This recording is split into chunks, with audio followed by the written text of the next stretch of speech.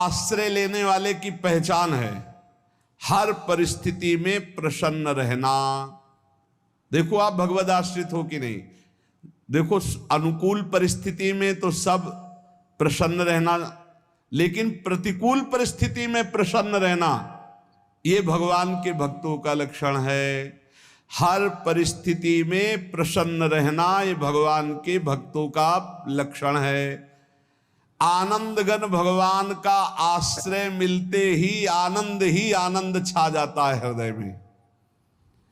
उनके पास आनंद का अभाव होता ही नहीं है।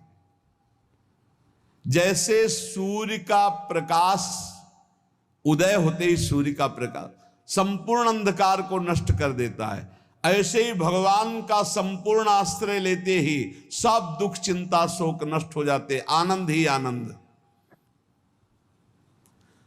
तुम भगवान के मंगलमय रूप को नहीं जानते हो, पर उनके मंगलमय भाव को विधान को मानना शुरू कर दो। जो भी होता है मंगलमय होता है। हमने जीवन में देखा है, अगर इधर कोई बहुत बड़ा सुख दिया तो देर नहीं लगेगी, 24 घंटे नहीं व्यतीत होंगे और ऐसे दुख दे देंगे, जिससे दोनों का समान भाव रख करके ना दुख में तुम भूलो प्रभु को, ना सुख में फूलो, सीधे भगवत मार्ग में चल। पूरे जीवन की बात देखा है, भगवान के मंगल विधान में सदा सर्वदा सुख ही सुख है, इस बात को मान के प्रसन्न हो जाओ।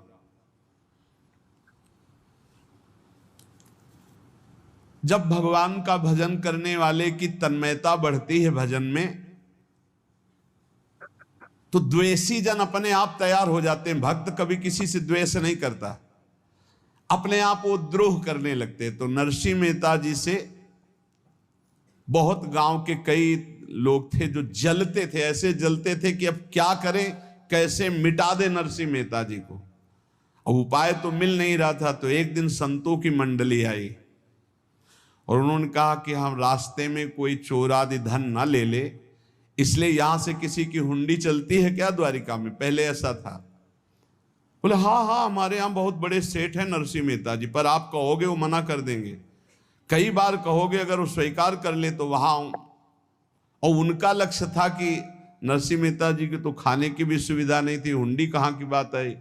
उनका था कि जब वो ना कहेंगे तो संतजन नाराज हो जाएंगे, अगर हाँ कह दिया तो वहां हुंडी चुकेगी नहीं, तो संतजन अपने आप इनको शाप दे देंगे, अपराध बन जाएगा, ये नष्ट हो जाएंगे। संतों को भेजा नरसिंह मेहता जी ने, सबकी दंडवत